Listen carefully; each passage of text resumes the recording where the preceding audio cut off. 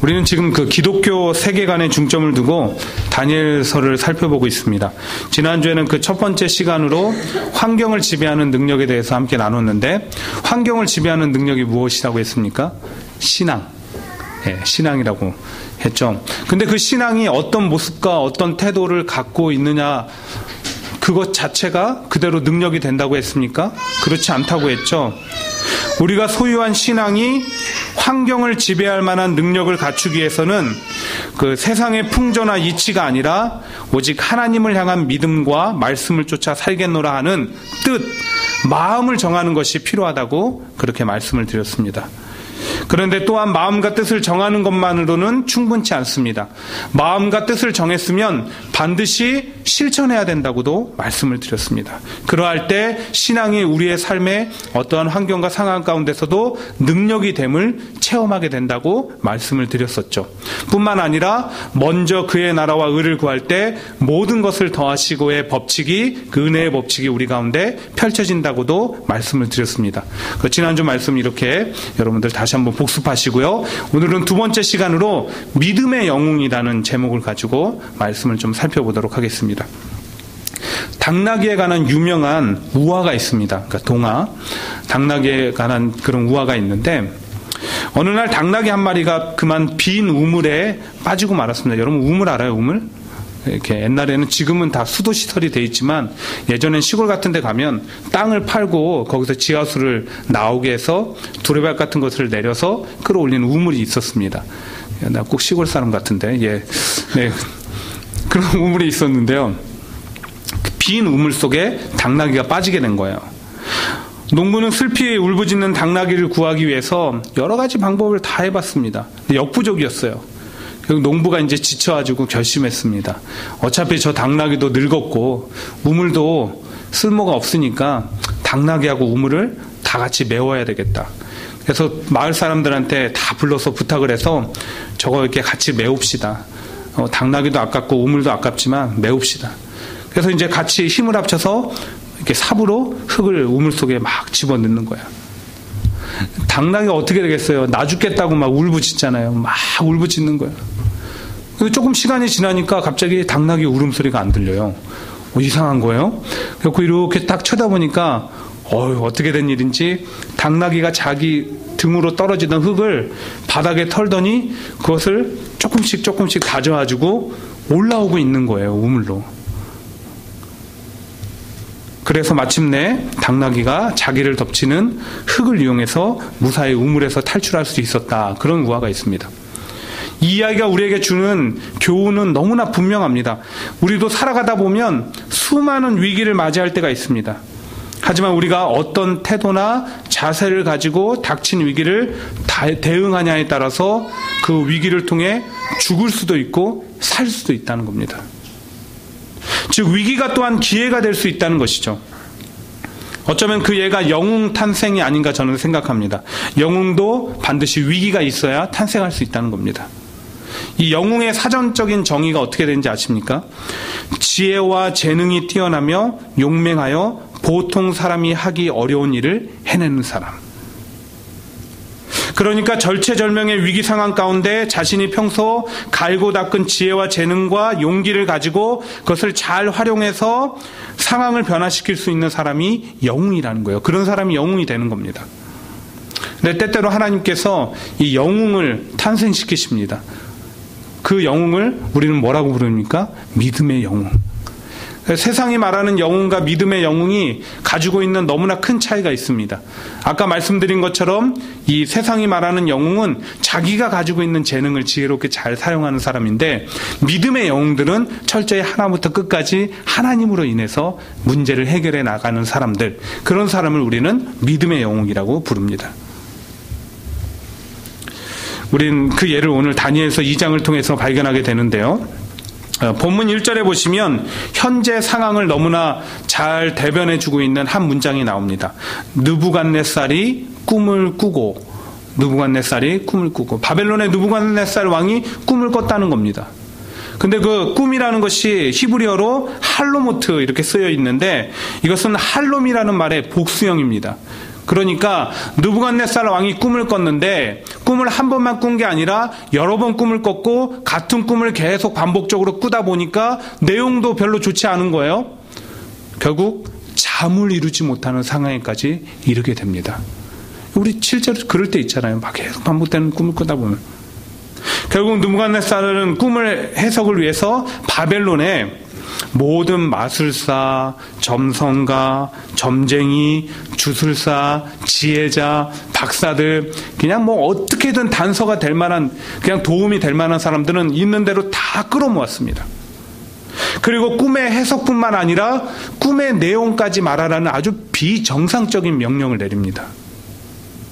그때 이제 그 주술사들이 왕께 꿈의 내용이라도 좀 알려주시면 어떻게든 꿈을 해석해 보겠습니다. 이렇게 얘기하죠. 근데 이미 폭군이 되어버린 느부갓네살은 내용은커녕 대답하지 못하면 모두 죽이겠다며 그들을 위협합니다. 하지만 그들은 대답하지 못했고 결국 바벨론의 모든 지혜자와 박사들을 죽이라는 아주 무시무시한 명령이 떨어지게 되죠. 그런데 그 위기는 다니엘과 친구들도 피할 수 없었습니다.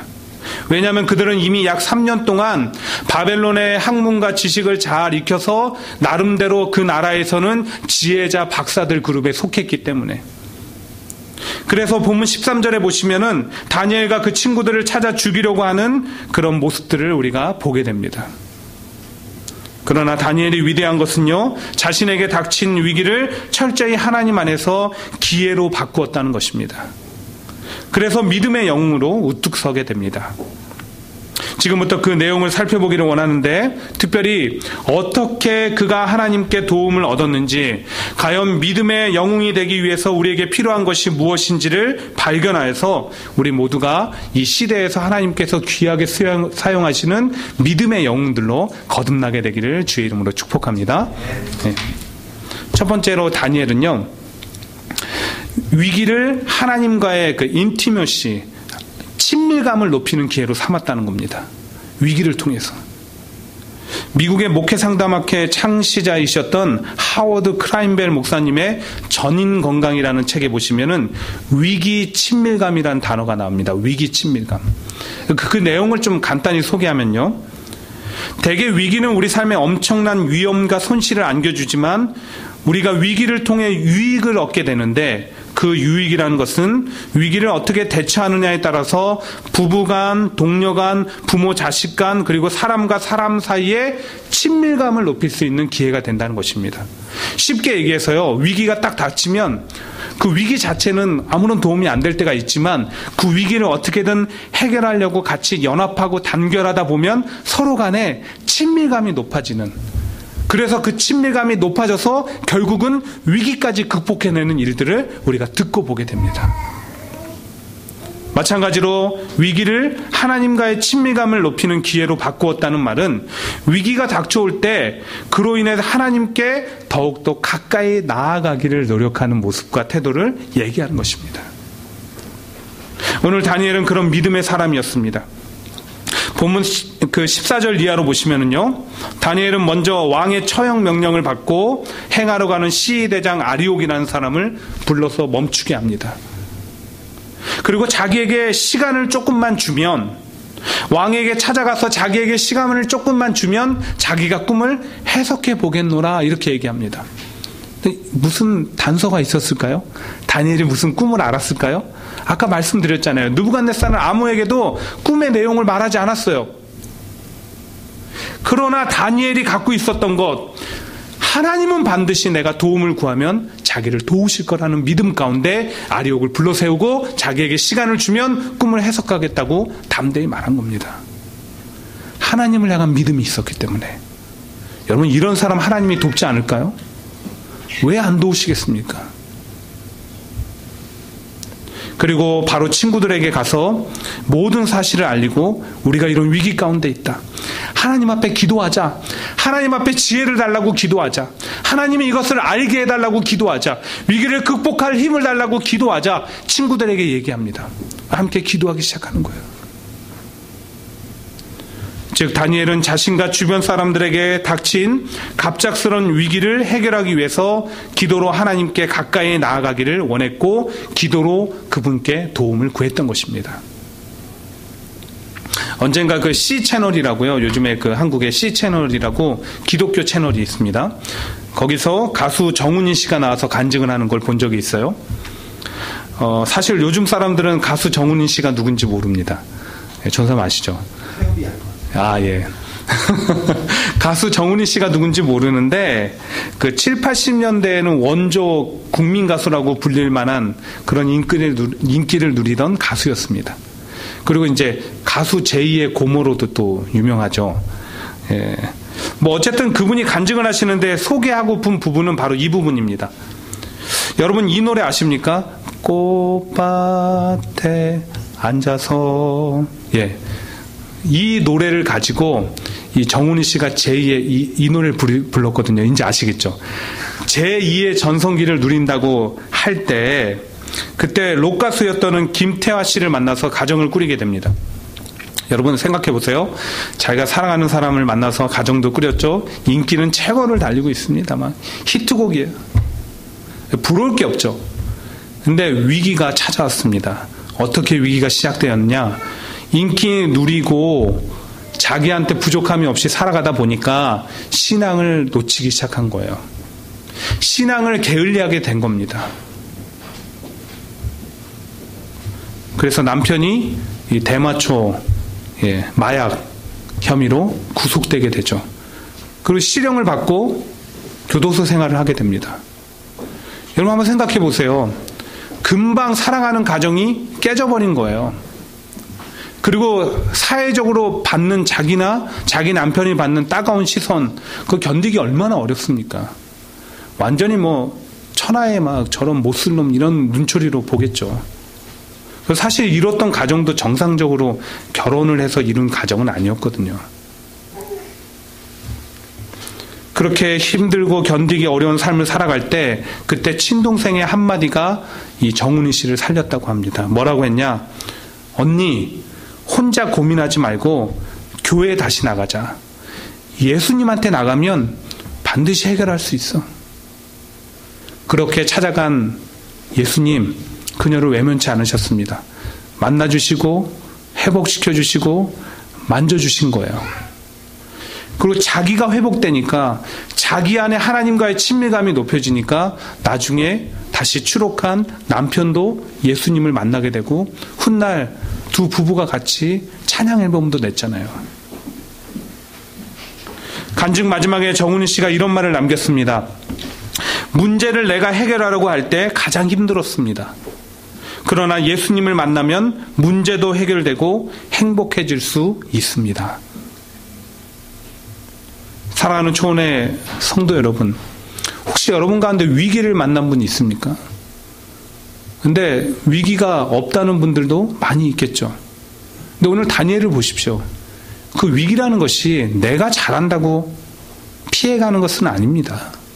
내 주변을 통해서 내 가까운 사람들을 위해서 또 사회적인 그런 부분들 때문에 내게 찾아올 때가 있습니다. 그런데 그보다 중요한 것은 그런 삶의 위기 가운데 우리의 모습은 어떠한가입니다. 내가 삶의 위기를 만났을 때, 고민을 만났을 때, 어려움을 만났을 때 내 태도가 어떠하냐는 거예요. 혹시 풍랑을 만나 예수님의 그 제자들과 같이 풍랑을 만났을 때 예수님과 제자들과 같이 상황과 환경에 압도되어 두려움과 근심에 쌓인 채 내 힘으로 해결하려고 하나님과 더 멀어지시지는 않으셨습니까? 아니면 내 곁에 계시는 그 하나님을, 예수님을 느끼지 못하고 그냥 마지막에 모든 것 다 잃고 나니까 그제서야 예수님을 찾는 그런 신앙생활의 모습을 반복하고 있지 않습니까? 하지만 우리가 성경에서 말하는 믿음의 영웅들은 다릅니다. 달라도 너무 달라요. 그들은 자신에게 혹은 주변의 위기가 찾아올 때 하나님을 먼저 찾았고 오히려 기도로 도움을 구하고 믿음의 확신 가운데 찬양하며 나아갔습니다. 하나님과 멀어진 것이 아니라 더욱 가까워지기 위해서 그분을 찾고 또 찾았습니다. 그런데 안타깝게 사람들은 삶의 위기를 만나면 다른 것들로 해결하기 위해서 열심히 찾아다닙니다. 그런 게 불필요하다고 말씀드리는 거 아닙니다. 그러나 하나님의 도우심이 먼저 선행되지 않으면 다른 것들로 도움을 얻을 수가 없습니다. 일시적인 도움에 불과해요. 그러므로 바라기는 우리에게 위기가 찾아온다면 하나님께서 나와 같이 함께하자, 나랑 좀 가까워지자, 나를 좀 더 알아가자, 이런 부르심으로 믿으시기 바랍니다. 하나님께 나아가는 것이 가장 큰 삶의 축복임을 우리 입으로 고백하게 되기를 주의 이름으로 축복합니다. 그런 관점에서 대부분의 사람들은요, 오늘 다니엘이 위기 가운데 하나님 앞에 기도함으로, 기도의 응답으로 꿈에 해석할 수 있었던 것이 가장 큰 축복이라고 얘기합니다. 그러나 다니엘이 생각하는 축복은 그런 게 아닙니다. 여러분 23절 말씀 한번 읽어볼까요? 23절인데요. 화면 같이 보시면서요. 자, 시작. 나의 조상들의 하나님이여, 주께서 이제 내게 지혜와 능력을 주시고 우리가 주께 구한 것을 내게 알게 하셨사오니 내가 주께 감사하고 또 주를 찬양하나이다. 곧 주께서 왕의 그 일을 내게 보이셨나이다 하니라. 여러분, 그렇습니다. 그가 지금 감사하며 찬양하는 가장 큰 축복은 조상의 하나님의 나의 하나님이 되는, 즉 위기를 통해서 하나님과 친밀감을 높아갔던 거, 높여졌던 거, 가까워졌던 거, 이걸 축복이라고 고백하는 거예요. 특별히 강준민 목사님의 하나님이 응답하시는 기도의 능력이라는 책에 보면 이런 구절이 나옵니다. 기도는 하나님과 함께하는 친밀한 교제이며 사랑의 입맞춤입니다. 기도는 하나님과 함께하는 친밀한 교제이며 사랑의 입맞춤입니다. 우리도 삶의 어떤 위기를 만나더라도 그것을 통해 하나님께 나아감으로 그분과 더욱 가까워지는 기회가 되기를 원합니다. 그리하여 우리 삶에도 성경 속에 하나님께서, 다른 사람들이 그렇게 간증하던 하나님께서, 내 부모가 말하던 하나님께서 나의 하나님이십니다, 이렇게 고백했으면 좋겠습니다. 나를 만나주셨고 나와 함께 하신다는 축복의 고백이 삶을 통해서 넘쳐나게 되기를 간절히 축원드립니다. 자, 그렇다면 다니엘은 위기를 또한 어떤 기회로 삼았을까? 두 번째로, 다니엘은 위기를 하나님을 증거하는 기회로 삼았습니다. 이런 말이 있어요. 평범한 사람은 현상만 본다. 매니저는 현상 속의 위기를 본다. 리더는 위기 뒤에 기회를 본다. 여러분, 어디에 속하십니까? 현상만 보고 있습니까? 아니면 현상 속의 위기를 보고 있습니까? 아니면 저 너머의 기회를 보고 계십니까? 오늘 다니엘은 위기 뒤에 기회를 본 사람입니다. 이 기회라는 것은 하나님을 믿지 않는 이방한 느부갓네살에게 하나님을 전할 수 있는 기회로 본 거예요, 이 상황을. 다시 본문 말씀을 보시면 다니엘은 하나님께 감사와 찬양을 드린 후에 느부갓네살 왕의 앞에 나아가서 하나님께 주신 지혜를 쫓아 그가 꾼 꿈을 해석하기 시작합니다. 이 얼마나 놀라운 일입니까? 그런데 그가 왕 앞에 나아가 처음으로 했던 말은 꿈의 해석이 먼저가 아니라 바로 27절과 28절에 나오는 그 고백이었습니다. 우리 이것을 또 한번 같이 읽어볼게요. 자, 시작. 다니엘이 왕 앞에 대답하여 이르되, 왕이 물으신 바 은밀한 것은 지혜자나 술객이나 박수나 점쟁이가 능히 왕께 보일 수 없으되 오직 은밀한 것을 나타내실 이는 하늘에 계신 하나님이시라. 그가 느부갓네살 왕에게 후일에 될 일을 알게 하셨나이다. 여러분, 이게 무슨 말입니까? 왕께서 믿었던 모든 그 지혜자나 박사자나 점술가나 뭐 그런 사람들 다 못하지 않았습니까? 그런데 하나님은 하십니다. 그리고 막 얘기하는 거예요, 꿈의 해석을. 멋있지 않습니까?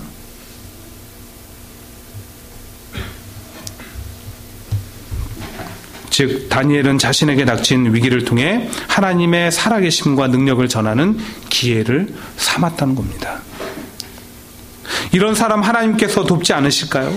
그리고 무엇보다 이렇게 다니엘이 담대히 전할 수 있었던 힘은 그의 마음속에 하나님께서 세상을 다스리고 통치하신다는 믿음이 있었기 때문입니다. 그분이 이 땅을 이끌고 계신다는 믿음이 있었기 때문입니다. 여러분, 우리 안에 이런 믿음 있습니까? 이 다니엘이 가졌던 그런 세계관이 우리 가운데 있습니까? 우리 그거 품어보자고 지금 다니엘서 살펴보고 있는 거잖아요. 지난 성탄절날 이례적이라고 제가 표현해도 될지 모르겠습니다. 이례적이라고. 우리나라의 공영방송 KBS에서 손양원 목사님에 대한 다큐멘터리를 방송했습니다. 여러분들, 혹시 어떤 분들은 목사님은 도대체 아까는 또 정훈이 씨 간증을 봤다고 하는데 이번엔 또 손양원 씨 간증을 보셨습니까? 여러분, 언제 말씀을 보시고 맨날 간증만 보고 계십니까? 이런 표정으로 하실 수도 있는데 괜찮아요. 여러분들 쇼 프로그램 보고 별은 머시기 그런 거 볼 때 저는 간증 보니까 욕하셔도 좋습니다. 근데 그 간증 보면서 오랜만에 정말 생각 안 하고 펑펑 울었습니다. 슬프다는 생각 전에 눈물이 먼저 흐르더라고요. 손양원 목사님 다큐멘터리를 보는데. 손양원 목사님이 전하신 하나님과 예수님의 사랑이 그대로 제가 느낄 수 있었기 때문입니다. 손양원 목사님은 일제 강점기하고 6.25를 거치셨습니다. 그런 시대적인 위기나 어려움 때문인지 몰라도 그분의 삶 자체는 위기의 연속이었어요. 그 위기가 가장 큰 대표적인 위기가 무엇인지 아십니까? 죽음. 첫 번째 죽음의 위기가 무엇입니까? 두 아들을 잃었습니다. 두 아들을 잃은 거예요. 그런데 그 위기를 하나님의 사랑을 전하는 기회로 삼으셨습니다. 목사님은. 아들을 죽인 원수를 양자로 아들로 삼았습니다. 다큐멘터리에서 그 손동희 권사님이라고 손양원 목사님의 지금 살아계시는 큰딸, 그분의 일기처럼 이렇게 다큐멘터리가 흘러가는데 아들을 삼겠다는 아버지의 고백에 울면서 아버지 꼭 용서만 하면 되지 아들 삼아야 됩니까? 그러면 내가 또 오빠라고 불러야 되는데 원수를 어떻게, 내 친오빠를 죽인 원수를 어떻게 오빠라고 부릅니까? 용서만 하시면 되지 그게 꼭 하나님을 사랑하는 겁니까? 막 그렇게 따지듯이 울면서 외치셨대요. 그랬더니 손양원 목사님이 이렇게 얘기하셨대요. 동희야, 성경을 봐라. 성경에 뭐라고 돼 있니? 하나님께서 원수를 사랑하라고 하셨잖아. 사랑한다는 것은 용서만으로 되지 않는다. 그래서 아들로 삼으셨대요. 두 번째 죽음의 위기 무엇입니까? 6.25가 터졌어요. 사람들 그래도 좀 나은 자들 돌보셨잖아요. 문둥병 환자들. 괜찮은 사람들 다 멀리 피난 보내시고 피난 못 가는 사람들 때문에 피난을 못 가신 거예요. 목사님이. 어떻게 양을 버리고 목자가 갈 수 있느냐. 나 살자고. 있는데 조금 있다가 아니나 다를까 북한군들이 와서 목사님을 잡아간 거예요. 막 잡아가는데 성도님들이 뭐라고 합니까? 우리 목사님 뭘 잘못해서 우리 목사님을 잡아갑니까? 막 울면서 붙들고 놓지를 않으니까 목사님이 성도님들 돌아보면서 그랬대요. 나는 괜찮습니다. 여러분 나를 위해 울지 말고 여러분들을 위해서 우십시오. 이렇게 위로하시고 떠나가셨대요. 그리고 얼마 지나지 않아서 목사님은 그렇게 사랑하는 성도들 품으로 돌아오셨습니다. 어떻게 해요? 죽음으로. 싸늘한 시체로 돌아오셨습니다.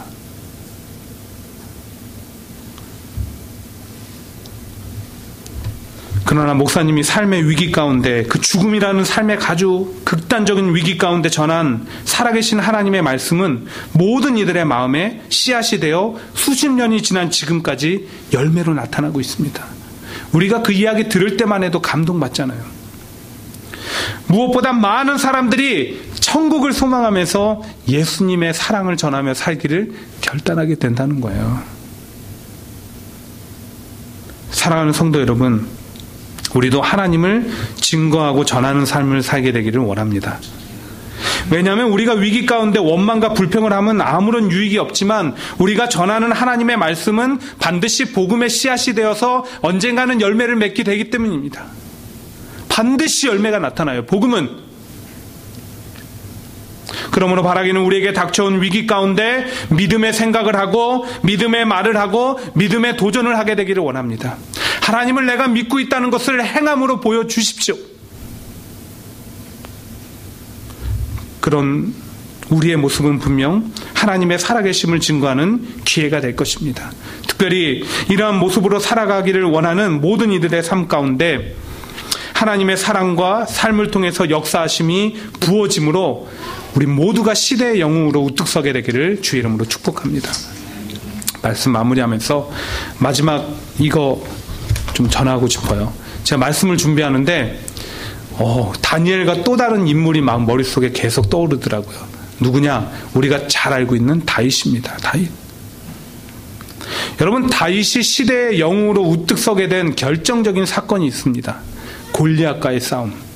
근데 그것은 결정적인 기회가 되기도 했지만 목숨을 내는 위기가 되기도 했습니다. 지면 어떡합니까? 골리앗한테 자기 죽는 거잖아요. 하지만 이미 자기가 그동안 맡겨진 양을 충성되이 돌보는 가운데 만났던 맹수의 공격과 같은 크고 작은 위기 가운데 하나님을 의지함으로 도우심을 경험했습니다. 이는 곧 하나님과 친밀감을 높이는 기회가 되어서 이스라엘 군대들이 모두 떠는 가운데 다윗 혼자서 이런 고백을 드리죠. 사무엘상 17장 36절인데 주의 종이 사자와 곰도 쳤은즉 살아계시는 하나님의 군대를 모욕한 이 할례 받지 않는 블레셋 사람들이니까 그가 그 짐승의 하나와 같이 되리이다. 여러분, 지난번에도 제가 말씀드렸지만 이 다윗이 고백하는 이스라엘의 군대는 아미가 아니라 암이 있습니다. 뭐예요? 보이지 않는 천군 천사가 함께하고 있다고 믿은 거예요. 입으로 고백한 겁니다. 여러분, 이게 얼마나 큰 하나님과의 친밀감의 고백입니까?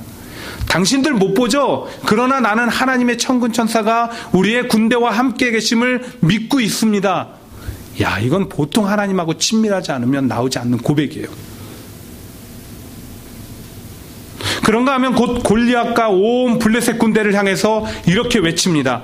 너는 칼과 창과 단창으로 내게 나아오거니와 나는 만군의 여호와의 이름 곧 내가 모욕하는 이스라엘 군대의 하나님의 이름으로 내게 나아가노라. 담대히 살아계신 하나님을 증거하는 기회로 삼은 거예요. 여기서 알 수 있는 또 다른 사실 하나는 하나님과의 친밀감은 단 한 번에 이루어지지 않습니다. 조금씩 그분과 깊어지는 거예요.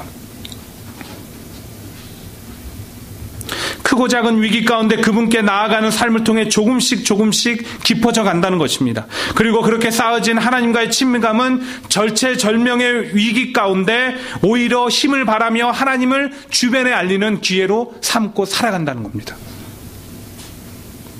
여러분, 이런 삶 살고 싶지 않으세요? 전 그렇게 살고 싶습니다. 말씀 맺습니다. 오늘 저는 말씀을 통해 위기를 기회로 바꾸는 다니엘의 삶을 살펴보았습니다.